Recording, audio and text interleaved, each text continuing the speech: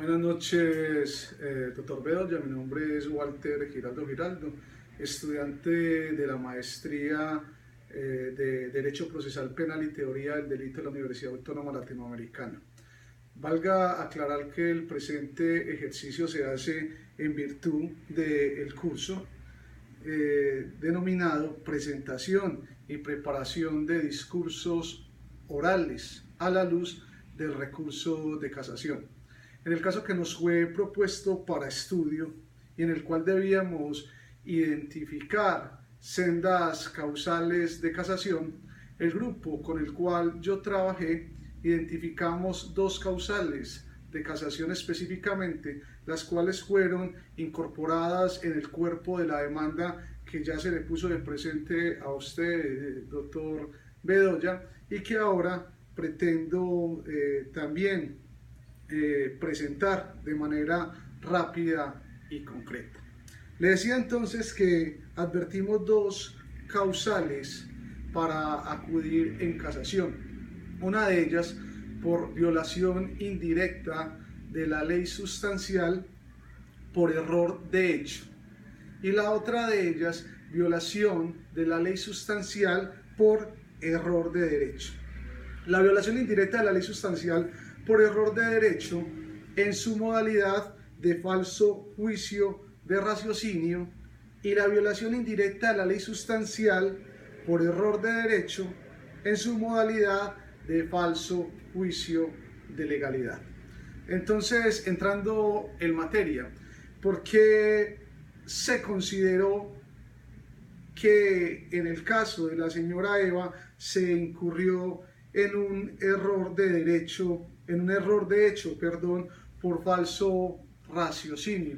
Resulta y sucede que había una cantidad de datos conocidos dentro de la actuación, pero el tribunal, al momento de pasar de los datos conocidos a los datos desconocidos, erró, incurriendo en un falso juicio de raciocinio. Pues veamos, resulta y sucede que dentro de la actuación se dice que mi prohijada tenía que ver con la droga incautada en atención a que ella fue mencionada por la fuente no formal, que de igual manera se tenía que tener en cuenta que estaba en el inmueble al momento del allanamiento, que ninguna explicación presentó frente a la incautación de la droga, que se tornó nerviosa con la incautación de la droga, que no acompañó a los policiales al lugar donde se había incautado la droga. De todos estos datos conocidos, el tribunal infiere que a mi prohijada le asiste responsabilidad. Dicen ellos que no le están predicando responsabilidad del mero hecho de haber estado en la residencia, sino del hecho de que guardó silencio, de que no los acompañó, ya todas esas cosas que he señalado. Pero olvidan los señores magistrados del tribunal que habían otras explicaciones plausibles y posibles para el caso en concreto, y específicamente para que mi prohijada hubiese presentado, por ejemplo, nerviosismo. Dicen los funcionarios que intervinieron en la audiencia de juicio oral y las declaraciones que han sido plasmadas entonces en las diferentes sentencias, de que mi prohijada se tornó nerviosa dentro del procedimiento. Entonces los magistrados echan mano de este asunto específico para colegir que entonces al estar nerviosa era porque tenía algún tipo de relación con la droga incautada. Pero olvidan también que aquel día en que se estaba haciendo esa diligencia de allanamiento se habían presentado hostigamientos que que la zona donde se estaba haciendo el procedimiento era una zona peligrosa de presencia de grupos armados que se detentaban el poder allí, y que inclusive la incautación de la droga fue por el recorrido que hizo uno de los policiales cuando se paró en una tabla, dando cuenta de ella que el estado de nerviosismo de mi prohijada también podía obedecer a esa diligencia de allanamiento que se estaba presentando, pero más aún a ese hostigamiento que se estaba presentando, y más aún cuando la residencia donde se estaban resguardando era una residencia construida en tablas. Entonces desde allí, señor juez, concluimos, doctor Bedoya, concluimos que se pudo haber presentado en el caso en concreto esa violación indirecta a la ley sustancial por error de hecho en su modalidad de falso juicio de raciocinio. Es decir, porque era más fácil colegir del análisis en conjunto de la prueba una presunción, la aplicación de la presunción de inocencia por duda,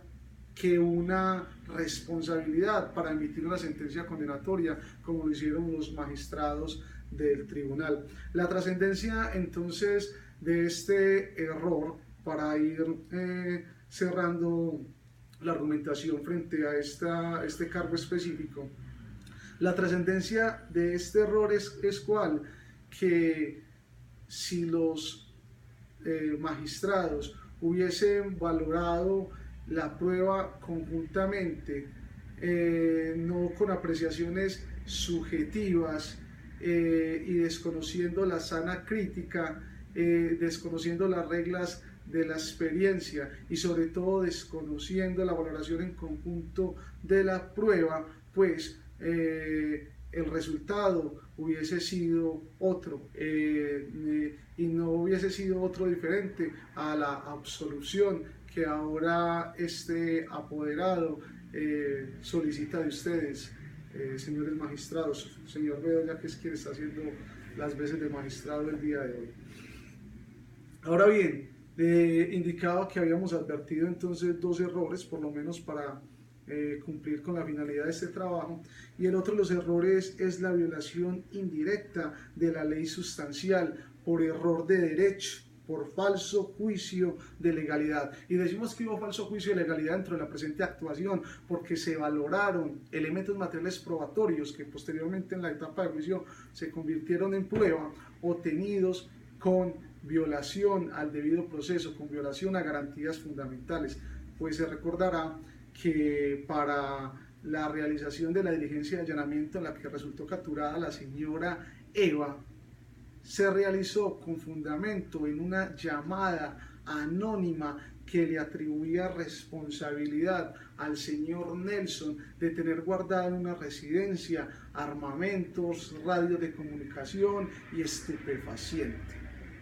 La pregunta ¿es suficiente con una llamada anónima para proceder a afectar un derecho fundamental como lo es la intimidad por parte de un delegado fiscal? La respuesta es que no. ¿Por qué? Porque estamos,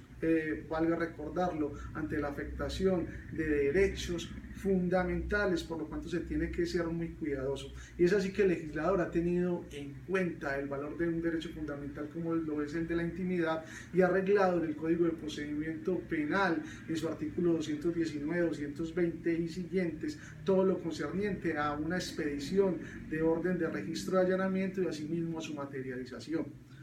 El artículo 220 del Código de Procedimiento Penal establece que el fiscal expedirá una orden de registro y allanamiento cuando se pueda establecer una relación entre el bien por registrar y el delito investigado. Recordemos que para el caso en concreto ninguna relación se estableció previa a la diligencia de registro y allanamiento, porque solo se quedaron los funcionarios de policía judicial con la llamada anónima que habían recibido, pero ninguna tarea investigativa se hizo tendiente a verificar que efectivamente en el inmueble que se iba a allanar se estuviese cometiendo alguna actividad delictiva, lo que diera pie a una diligencia de registro de allanamiento.